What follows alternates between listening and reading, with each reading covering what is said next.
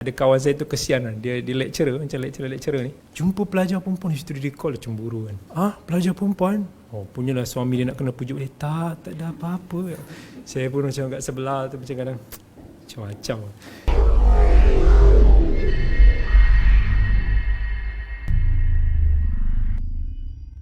Bab dia tulis cemburu isteri.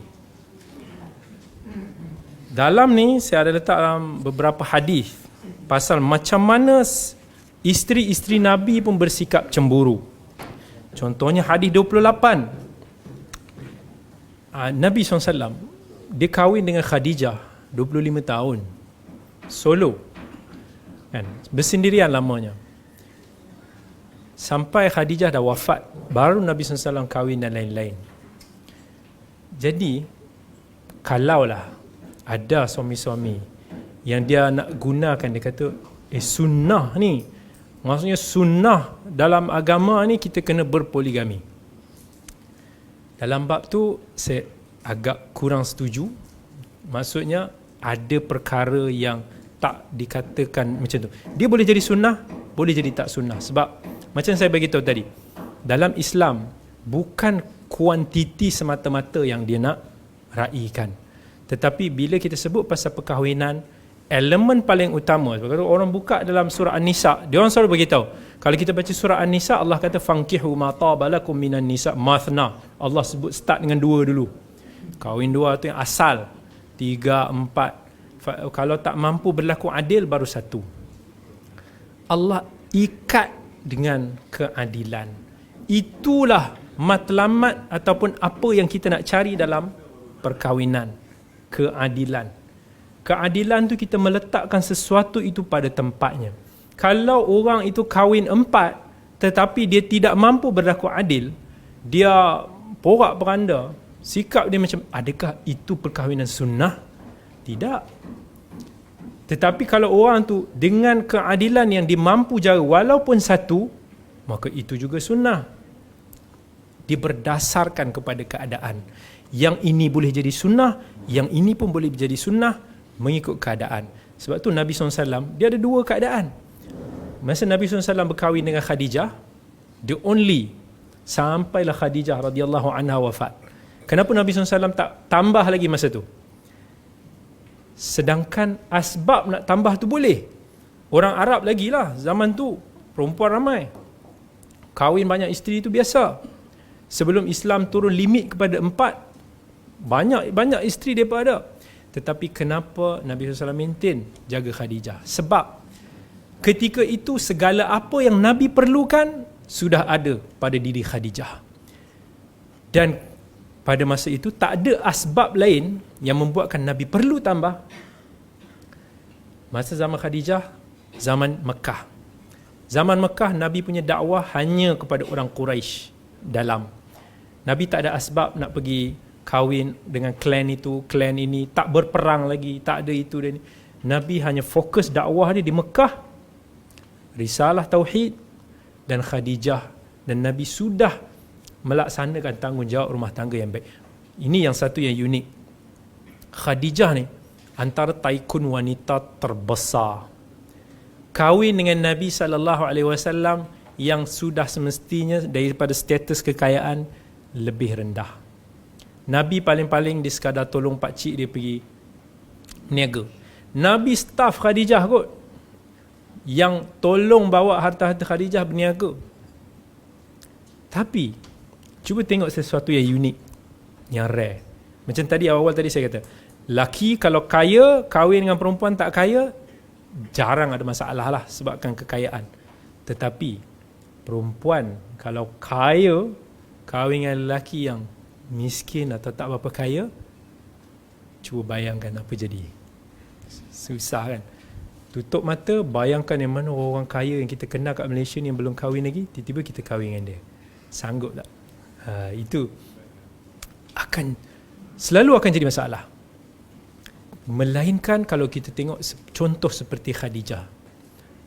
Sebab apa Khadijah dengan Nabi boleh aman dan damai, boleh bahagia? Walaupun Khadijah ni lebih berharta daripada Nabi. Khilaf sama ada Khadijah lebih tua ataupun tidak. Tetapi Bayangkan, Khadijah tidak pernah mengungkit status kekayaan dia dengan Nabi. Dia faham, dan Nabi sendiri tidak pernah menyedut harta-harta isteri dia untuk kepentingan peribadi. Khadijah tahu Nabi sebagai seorang rasul. Dia support tanggungjawab Nabi sebagai seorang rasul. Nabi tahu tugas aku adalah berdakwah, isteri aku seorang peniaga. Dia tak pernah nak sedut harta Khadijah ni untuk kepentingan peribadi dia. Khadijah support. Bayangkan Nabi balik daripada wahyu yang pertama. Khadijah pujuk ama wallah, kan, demi Allah, Allah tidak akan pernah mensia-siakan kamu, wahai abang. Kamu seorang yang selalu memuliakan tetamu, seorang yang selalu membantu orang yang lemah, seorang yang selalu memperjuangkan yang hak. Dipujuk, disebut kata-kata yang baik, sampai Nabi rasa tenang. Kalaulah kita ni, bang, apa buang tabiat, takkanlah nak suruh selimut pun saya yang kena selimut. Tak reti kena selimut sendiri. Tapi tak. Khadijah support, bahagia. Nabi dah rasa everything, apa yang diperlukan itu dengan Khadijah. Kecualilah ketika mana Nabi dah berhijrah. Khadijah dah wafat, Nabi berhijrah ke Madinah. Ada keperluan yang Nabi SAW perlukan ketika itu. Untuk tambah itu dan ini, ada hikmah-hikmah dia yang lain lah. Sebab tu antara hikmah dia, ramai daripada isteri-isteri yang boleh menukilkan ataupun menceritakan apa yang Nabi SAW buat di rumah, menjadi sebagai satu syariat rumah tangga. So ada yang sahabat boleh nampak kat luar, ada yang sahabat tak boleh masuk kat dalam rumah. Mission dia adalah menyampaikan Islam. Itu mission besar. Okey, Khadijah Nabi cukup sayang. Sampaikan Khadijah ni sampai satu tahap Nabi ingat bila Islam ni dah tersebar, Nabi teringat seolah-olah macam seandainya Khadijah itu masih lagi ada. Dia ingat jasa-jasa Khadijah dulu. Aisyah, gadis muda, isteri Nabi yang muda, cemburu. Ini nak bagi tahu juga, suami kena faham cemburu isteri. Kan? Khadijah ni bila dengar je nama Khadijah, dia macam, nature perempuan ini sahabi, perempuan sahabah yang ummahatul mukminin, yang paling mulia di kalangan kita pun cemburu. Dan bila dia dengar satu hari tu Nabi kat rumah, tiba-tiba adik Khadijah ketuk pintu. Nabi mungkin tengah mengelamun sikit ke apa, dengar suara tu macam sepintas lalu. Yalah, adik-beradik kan, kadang-kadang dengar macam suara Khadijah, macam ada intonasi macam Khadijah. Ya, Khadijah. Dia pun macam tersebut Khadijah. Aisyah dengar, dia cebik lah. Apalah, si ingat perempuan tua tu kan. Dia marah pada Khadijah. Dia kata apalah ingat orang tua tu kan. Nabi tak macam, tak adalah abang tak cakap macam tu. Tak ada. Dia tak ada cover-cover macam tu. Nabi cakap, dia sebut balik ke Aisyah keadilan Khadijah yang membuatkan dia teringat. Dia kata, jangan lupa Khadijah lah yang telah membenarkan aku ketika ramai orang mendustakan aku. Khadijah beriman kepada aku ketika ramai yang kufur dengan aku. Khadijah lah yang membantu aku ketika aku di dalam kesusahan. Daripada Khadijah lah aku mendapat anak-anak aku semua. Nabi sebut keadilan kepada Khadijah. Aisyah pun suka tak suka, dia kena terima. So dalam bab ni, dia kata, Aisyah, dia kata, aku tak pernah cemburu kepada sesiapa lebih kepada cemburu aku kepada Khadijah. Sebab kelebihan Khadijah yang banyak. Dia tahu Khadijah dan Aisyah ni dua karakter yang berbeza. Khadijah melambangkan isteri yang penuh matang. Dan Khadijah ni seorang wanita yang bijak, seorang yang matang, seorang yang cara dia berdiskusi ni macam orang kata ada gaya. Aisyah lain. Dia jenis macam budak-budak sikit. Dia punya cemburu dia anak muda masa tu. Dia punya cemburu sampai ada hadis tu, Nabi tengah duduk dengan sahabat, tiba-tiba lah rumah isteri-isteri Nabi semua dekat-dekat. So dikatakan dari riwayat tu Zainab hantar dulang. Zainab ni isteri Nabi yang pandai masak. Jadi bila dihantar makan, nak bagi jamu sahabat-sahabat tu, Aisyah cemburu lah. Kat rumah aku pergi hantar makanan dia, apa hal kan? So bila orang tu pelayan tengah bawa, dia buat macam tu kan. pom, jatuh bekas tu pecah. So depan sahabat pula tu. So Nabi tak ada marah. Apa hal kau ni buang tabiat pula kan? Tak ada Nabi nak cakap macam tu. Nabi kata gharat ummakum. Maksudnya ibu kamu ni cemburu. Biarkan. Tak apa. So at the end Nabi tak adalah macam, tengok Nabi, keadilan tu penting. Aisyah dah pecahkan bekas Zainab. So Nabi kata ke Aisyah, tapi Nabi cakap elok-elok. Nabi tak ada kata kita dah kahwin lama pun nak cemburu macam ni kan. Tak ada. Nabi kata bekas ganti dengan bekas. Bekas yang ada kat rumah kita ni ganti balik, bagi balik dekat Zainab.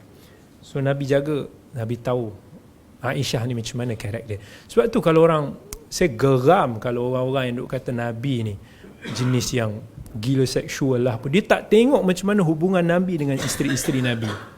Dan sampai dalam bab ni saya ada sebut kan beberapa contoh yang mereka ni punya cemburu. Aisyah ni, dalam isteri Nabi ni disebutkan normal manusia. Ada tim A, tim B. Geng lah. Biasanya Aisyah geng dengan Hafsah, geng dengan Saudah. Ni geng-geng dia.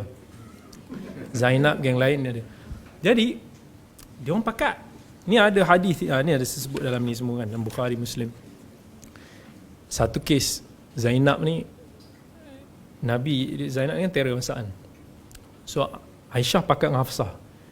Lain kali kalau Nabi balik daripada rumah Zainab, dia biasanya Nabi makan kat rumah Zainab. So bila Nabi balik, kita kata mulut Nabi ni busuk berbau. Macam nak kata supaya Nabi tak makan dah makanan kat rumah Zainab. So Hafsah pun okey. Satu geng. Satu anak Abu Bakar, satu anak Umar.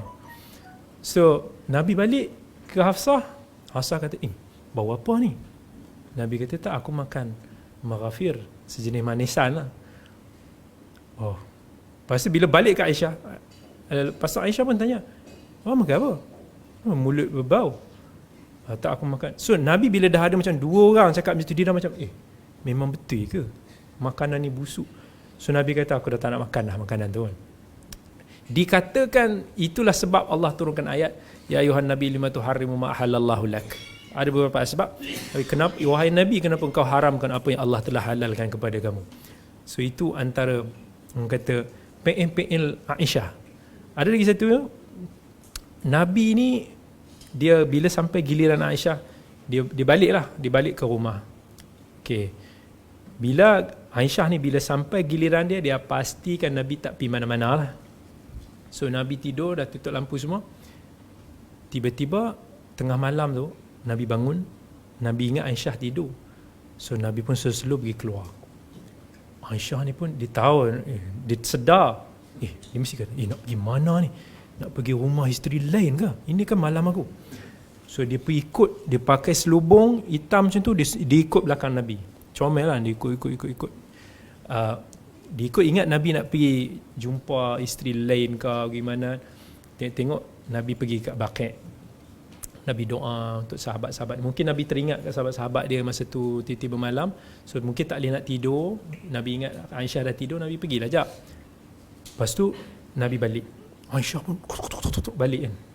Sebenarnya Nabi nampak sekilas, tapi gelap malam. Lepas tu Aisyah balik rumah, buat macam baring. Nabi pun masuk dalam rumah, nampak macam penat kan, merombak-rombak.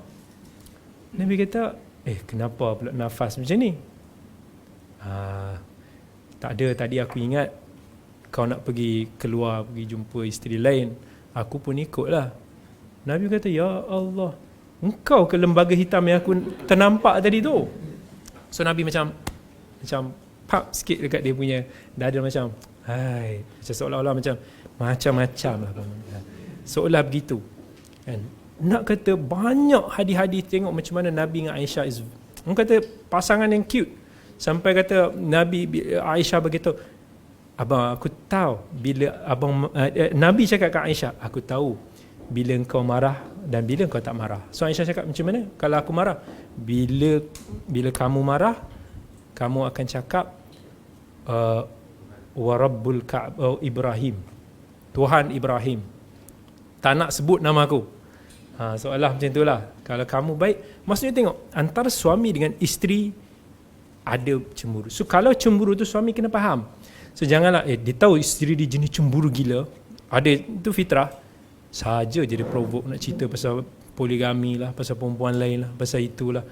Jangan. Kita ni mesti kena ada. Jangan suami ni pula ingat, lantak dia kena dengar lah, aku nombor 1, dia nombor 2. Dia pun nak cerita suka hati. Tak boleh, kena raikan. Itu sifat isteri. Kalau tiba-tiba isteri tercemburu lebih, ada. Saya jumpa ada kawan saya tu kesian lah. Dia lecturer, macam lecturer ni. Jumpa pelajar perempuan, isteri dia call cemburu kan. Pelajar perempuan? Punyalah suami dia nak kena pujuk dia. Tak ada apa-apa. Saya pun macam kat sebelah tu macam kadang macam-macam. Maksudnya ada orang yang isteri dia jenis cemburu sangat. Suami yang baik, dia faham, dia raikan. Janganlah. Contoh dalam isu poligami. Walaupun nak kata dalam syariat ni ada disyariatkan syariat poligami, tapi janganlah yang lelaki ni siang malam duk canang, duk kempen pasal poligami lah, macam tak ada benda lain kat hidup ni kan. Janganlah sebab benda ni benda sensitif. Lagi-lagi kalau dia ada isteri kan, isteri dia baca macam mana perasaan dia kan, dia akan rasa diri dia tak dihargai, diri dia tak dihormati, diri tak ni. Suami kena bijak dalam bab itu. Tak bolehlah macam asal boleh cakap, aku cakap, peduli apa, dia isteri kena ikut aku, jangan menentang hukum Allah. Itu je yang kita, sebenarnya rumah tangga ni subjektif, yang mana kunci dia adalah, saya pun tak suka bila ada terbaca kan, kadang kita baca dalam medsos, ada orang perempuan dia tulis dia perli pasal suami, peranan suami. Ada yang suami betul lah tulis perli pula pasal peranan isteri kan. Sebenarnya tak manis macam tu, sebab Allah dah ciptakan lelaki dan wanita ni ada kelebihan dan kekurangan masing-masing kan. Dan memang lelaki dan wanita, suami dan isteri, untuk melengkapkan antara satu sama lain. Dia setiap keluarga lain, setiap orang lain-lain. Tetapi kelemahan itulah, kalau isteri ada kelemahan, suami cover. Suami ada kelemahan, isteri bantu cover. Yang penting dalam hubungan rumah tangga, kunci dia adalah al-mu'asyarah bil ma'ruf. Ya Allah perintahkan wa'ashiruhunna bil ma'ruf. Pergaulan yang baik. Pergaulan yang baik inilah ada chemistry. Ni saya bagi contoh diri saya lah. Saya ni antara lelaki-lelaki yang memang susah nak masuk dapur. Maksudnya nak masak tu memang susah lah. Sampai kan kalau saya tak ada isteri saya memang kelaparan lah. Nak pergi kedai pun malas, nak masak pun tak mau. Lalah beli je pisang, saya makan siang malam, dia makan pisang, senang. Saya pernah balik ke Riyadh, isteri saya balik lambat 10 hari. Saya balik tu macam Allah, nak masak, basuh nasi, nak siang ayam semua, malas betul. Lalah saya beli pisang banyak. So kalau rajin, esoknya belilah nasi, lepas tu bagi 2, satu makan tengah hari, satu makan malam. Boleh kurus, bayangkan dalam 10 hari tu turun dekat 5 kilo. Katakan memang macam tu lah. Sampai saya ada sahabat, dia tahu perangai saya daripada dulu kan. Setiap kali kalau dia tengok saya seorang-seorang, dia kadang dia beli nasi, dia bagi kan. Itu boleh kata kita punya kelemahan. Isteri saya faham lah. Dia tak adalah kata, abang hari ni abang masuk dapur pula kan. Dia faham kita jenis tu. Dia tolong cover kat situ. Sebab itu kekuatan dia. Dia pandai masak, dia masak sedap. So dia masak, dia tak adalah macam nak gunakan kelemahan kita tu untuk dia sindir ke, dia nak provoke ke, dia tahu. Tapi okey, saya tahu mungkin kelemahan dia pula apa. Dan kat situ saya akan cuba untuk nak cover. Kan? Saya pernah bagi tahu dia, nak kerja ke dia tak nak kerja, terpulang lah. Dia kata dia pilih tak nak bekerja. Tak apa, saya kata itu pilihan dia, tapi tanggungjawab nafkah dalam rumah ni saya amanah saya untuk pikul. Saya akan bekerja keras ke arah itu. So dia boleh sit kat rumah kalau dia itu pilihannya. Dan kita sama-sama lah. Maksudnya tak boleh lah saya nak sindir-sindir, awak ni tak kerja nak minta macam-macam pula kan. Tak boleh macam tu. Tak cantik rumah tangga yang berkira-kira ataupun yang duk sindir-sindir begitu.